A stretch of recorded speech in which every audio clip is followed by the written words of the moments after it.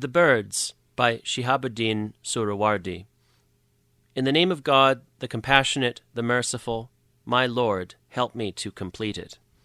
A translation of The Tongue of Truth, which is the treatise of the birds, composed by the leader of the world, the learned of the age, Sultan of scholars and philosophers, Sheikh Shihabuddin Suhrawardi. May God's mercy be upon him. Is there anyone among my brethren who will lend me his ears for a while, that I may convey to him something of my sadness, that perchance he may bear some of these sadnesses in partnership and brotherliness? The friendship of no one is pure unless it is guarded against the contamination of impurity. Where shall I find such a sincere friend? Friendships these days have become like merchandise. When need for a friend arises, people cultivate friendship, but when there is no longer any pressing need, they cut their friends off.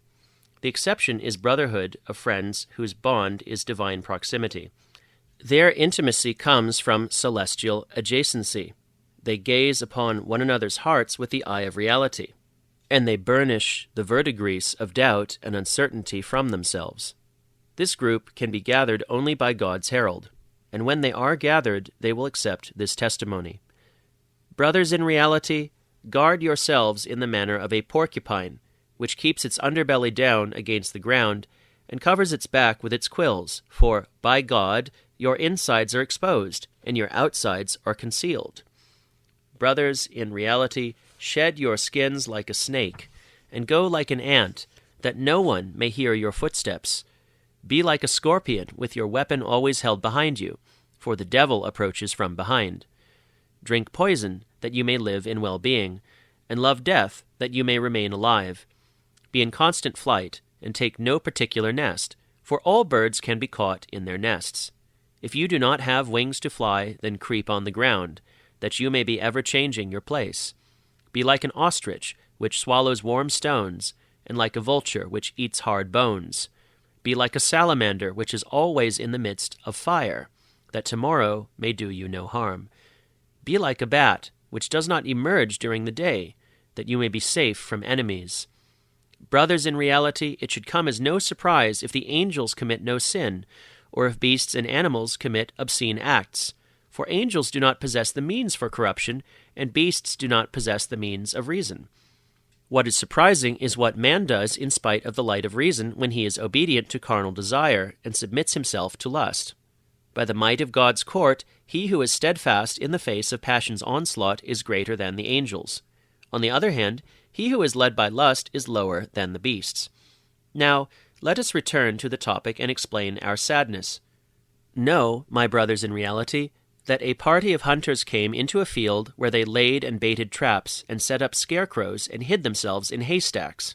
I was approaching amidst a flock of birds. When the hunters saw us, they made such attractive calls that we were taken in. We looked and saw a nice, pleasant spot. There was no reason to suspect it.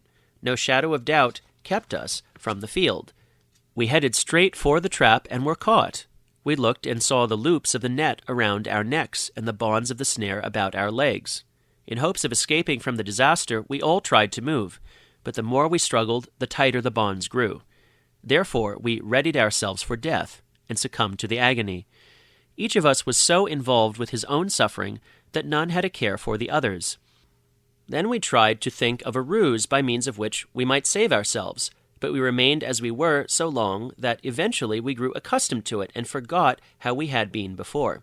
We ceased to struggle against our fetters and resigned ourselves to the strictures of the cage. One day we looked out from our bondage and saw that a group of our comrades had their heads and wings out of the net of the narrow cage and were about to take flight. On the leg of each of them was a remnant of the scarecrows and fetters, but it did not keep them from flying. In fact, they were quite happy in spite of the fetters. When I saw this, I remembered how I had been before, and how I had forgotten about myself. I was disgusted by that to which I had grown accustomed. I was so ashamed I wanted to die, and if they departed, I wanted my soul to leave my body. I cried out to them, pleading with them to come to me, and guide me to find relief, and to commiserate with me in my affliction, for I was at death's door. Remembering the hunter's trick, they frighted and flew away. I swore to them, on the strength of our old friendship and camaraderie, which had never been stained by impurity.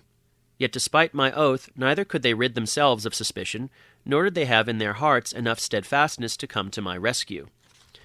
Once again I spoke of our past accord and demonstrated my helplessness. They approached me, and I asked how they had managed to escape, and how they could put up with the fragments of the fetters. Then, in the same manner as they had maneuvered, they helped to get my neck and wings out of the snare, and then opened the door of the cage. When I emerged, they said, "Make the most of this escape." I asked them to remove the fetter from my leg, but they said, "If we were able to do that, we would first have taken them from our own legs. No one seeks treatment or medication from a diseased physician, and if one takes his medicine, it has no effect." So then I flew away with them. They said to me, "We have a long way ahead of us in terrible, frightful stages wherein no one can be secure. Actually, we may lose this state and be trapped once more in our former affliction. We must therefore bear up under terrible agony in order to escape once and for all the horrible pitfalls and thereafter keep to the right road." We took a path between two roads, through a valley with water and vegetation. We flew fast until we were past the snares. We did not look back for any hunter's call. We reached a mountain top and looked. Ahead of us were 8 more mountains, so high that the tops could not be seen. Amongst ourselves we said, "To alight is out of the question, and there will be no security until we have safely crossed these mountains, for on every mountain are those who would set upon us. If we are distracted by them and detained by the delights and pleasures of those places, we will never reach our goal." So we endured much fatigue until we had crossed 6 of the mountains and reached the 7th. "It is time to rest," said some. "We cannot fly any more. Our enemies and pursuers are well behind us, and we still have a long way to go. An hour of rest will enable us to reach our goal. If we suffer any more agony, we will perish." Therefore we alighted on that mountain, where we saw beautifully decorated gardens, with pleasant edifices, pavilions, trees laden with fruit, and flowing water. It was so beautiful that it bewitched the eye and seduced the mind from the body. The songs of the birds were the like of which we had never heard, and there were aromas and scents that had never reached our nostrils. We ate and drank our fill of fruit and water, and settled in as though to stay forever. But just then a voice arose saying that we must prepare to leave, for there is no security without precaution, and no fortress stronger than skepticism. To delay longer would be to waste our lives, and our enemies were on our trail and pursuing us relentlessly. Then we went to the 8th mountain. It was so high its top reached the sky. As we approached, we could hear the songs of birds, and so melodious they were that we slowed our flight and descended. We saw all sorts of good things. We saw forms so delightful that one could not take one's eye from them. We came down. They were so kind and hospitable to us that it would be impossible for any creature to describe. When the governor of that realm made us at home, and we opened up to him, and made him aware of our suffering, and told him all that had befallen us, he was greatly pained, and showed that he sympathized heartily with us. Then he said, "There is a city atop this mountain, where the king dwells. He will unburden anyone who has suffered injustice if he will but go to him and place his confidence in him. Whatever I may say of him would fall short of what he is." We were relieved by these words, and, following his directions, set out for the royal palace. We traveled until we alighted in the city at the king's court. Before our arrival, however, the lookout had informed the king, and an edict had been issued to escort the newcomers into the king's presence, and thence we were taken. We saw a pavilion and courtyard so vast we could not comprehend it visually. As we passed through, a curtain was raised, and another courtyard came into view, so much more beautiful and spacious that the first paled into insignificance by comparison. Then we came to a chamber, and, as we set foot inside, the resplendence of the king could be seen from afar.